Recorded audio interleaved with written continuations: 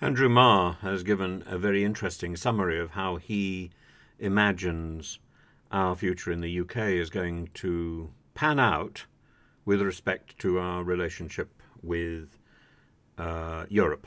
And he thinks that we are never going to be able to rejoin Europe. I think he may be right. I think that's a great sadness if that is the case. I think we should plough ahead and try and rejoin Europe, and I think the Labour Party is extremely foolish if it decides not to consider that option, because the alternative option is exactly as Andrew Marr points out, one where we are accepting other people's rules and not involved in that rule-making process at all. My conclusion is that we cannot go back through another Brexit referendum and try to enter the EU, even if they'd have us, which they probably now would not. But that we have to start to open up much freer trading.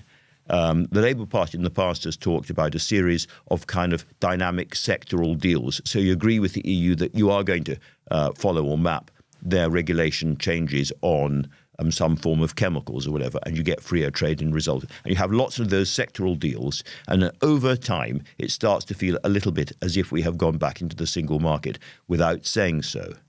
Now that means, and this is the hard conclusion that I come to, that we are going to have to become a country of rule takers when it comes to trade.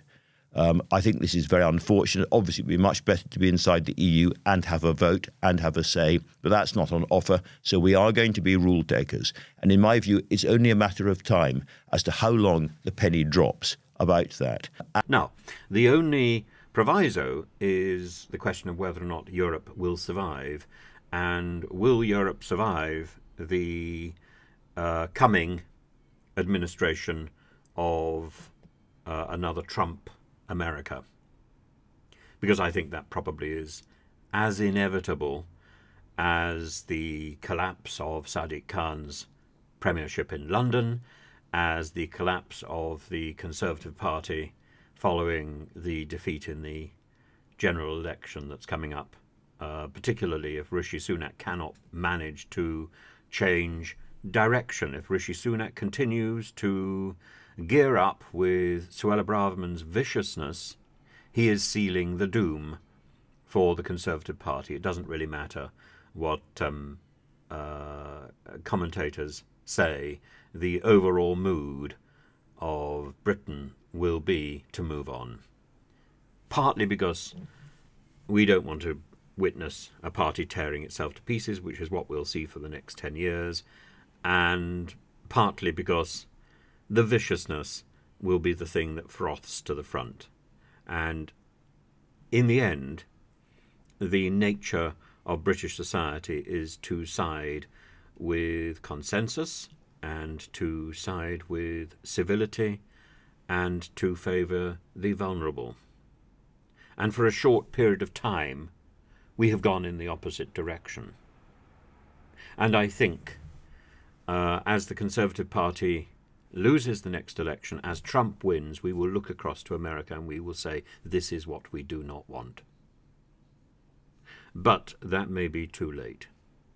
Trump may well then go on to draw a very unfavourable peace with Russia, to the disadvantage of Ukraine, to the disadvantage of Europe, and giving Putin or Putin's successor a sense of achievement and a sense of moral righteousness, which means a second wave of attacks from Russia will be inevitable.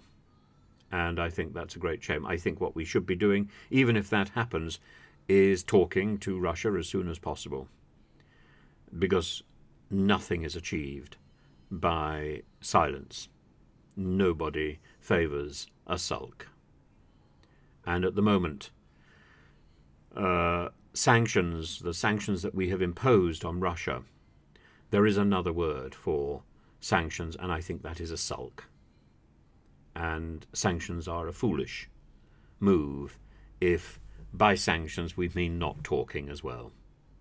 I have no problem with sanctions if that means that we continue conversations, but our economic sanctions have been effectively taken as a pacific a pacifist approach to warfare, and we are in a de facto war position. That is not a position we should be in.